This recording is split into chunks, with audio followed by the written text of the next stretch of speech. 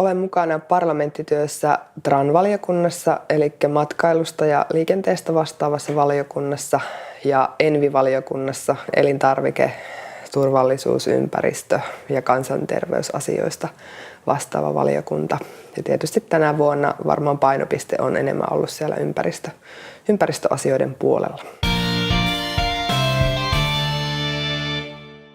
Liikenne- ja matkailuvaliokunnassa eli TRANissa puhuttaa tällä hetkellä vahvimmin 4. rautatiepaketti, eli raskaan liikenteen mitat ja massat, liikenneturvallisuus ja siinä nimenomaan rajat ylittävä tiedonvaihto. Sen lisäksi käynnistetään keskusteluja Single European Skiesista, eli yhtenäisestä lentoalueesta, ja todennäköisesti vielä ennen joulua voi tulla sitten myös tämä satamapaketti, mikä liittyy merenkulkuun ja sitten tavaroiden liikkumiseen.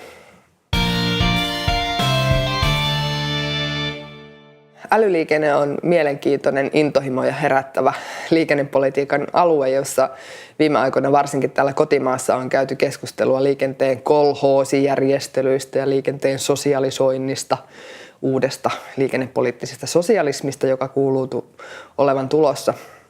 Niin hiukan haluaisin sitä kyllä avata, että mistä oikeasti on kysymys, ei suinkaan mistään sosialismista tai sosialisoinnista, vaan siitä ajatuksesta, että me voitaisiin rakentaa enemmänkin liikennejärjestelmää, jossa ajoneuvojen omistaminen ei ole se tärkeä juttu, vaan nimenomaan mahdollisuus käyttää ja mahdollisuus hankkia palvelua.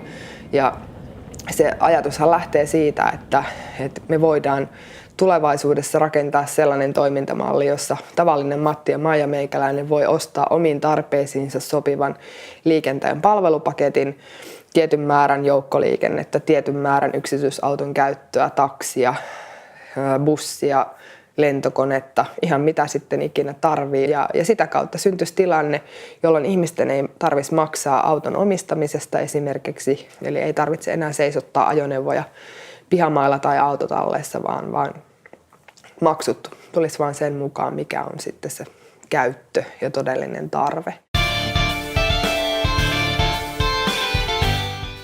No jos mä saisin päättää, niin meillä tehtäisiin valtavasti nyt hartiavoimin töitä sen eteen, että meillä olisi esimerkiksi se yhtenäinen lippujärjestelmä.